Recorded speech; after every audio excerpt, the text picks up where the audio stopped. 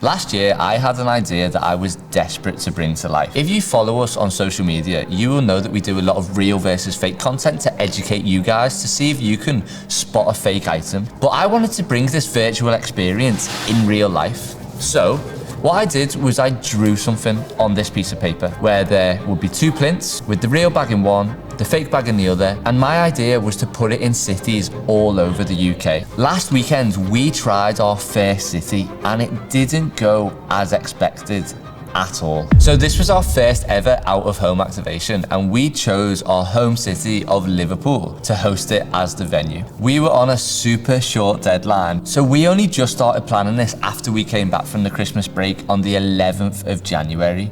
We had just 16 days until the 27th of January to make this happen. Our marketing team started by conceptualizing the idea and really putting in a plan of what we wanted it to look like. Due to the short deadline we were on to bringing it to life, it was really difficult to find things that would arrive on time. After scouring the internet for days on what we specifically wanted to make our idea as good as we wanted it to be, very quickly props started to arrive and we got our first tease of what it would look like. But this was when we started to hit that first roadblock. We had the main thing, which was the plinths, but we were still waiting on banners, carpet, fences, cookies, umbrellas, stickers, and we were 4 days away from the event. We checked tracking and it did say that it would arrive a day or two before the event, but we've all been there when a parcel that we need never arrives for when we've wanted it to. On Thursday, I was in London and the last day for things to come was Friday. So when I got back on Friday morning, I made sure that I stayed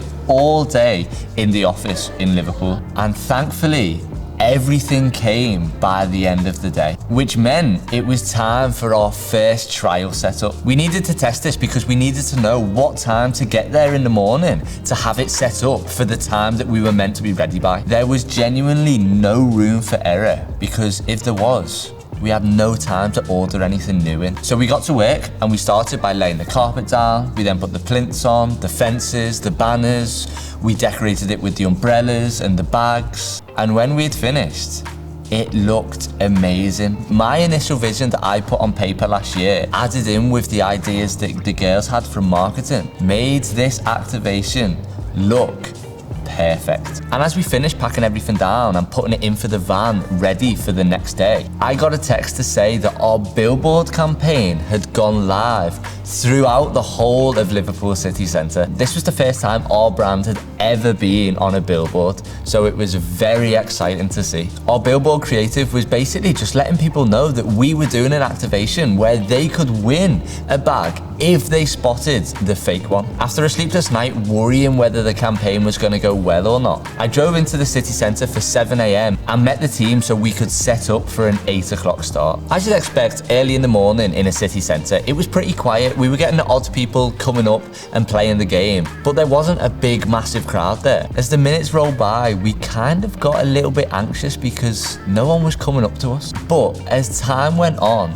and we started to give out the cookies that we had brought with us, people started to gather around the bags. And once a few people were around them, it just attracted more and more people. We would go through spells of there being no one there, and then loads of people there, and then no one there, and then even more people there. And then throughout lunchtime, it was just constantly busy. By the end of the day, over 2,000 people had participated in the game. But the real question was, how many people got it right? After gathering all the data together and splitting it up into who got it right and who got it wrong, 78% of people spotted the fake bag. So that means if you go out in the city of Liverpool wearing a fake bag, 78% of people will notice. But the next real big question is, what bag and what city should we come to next?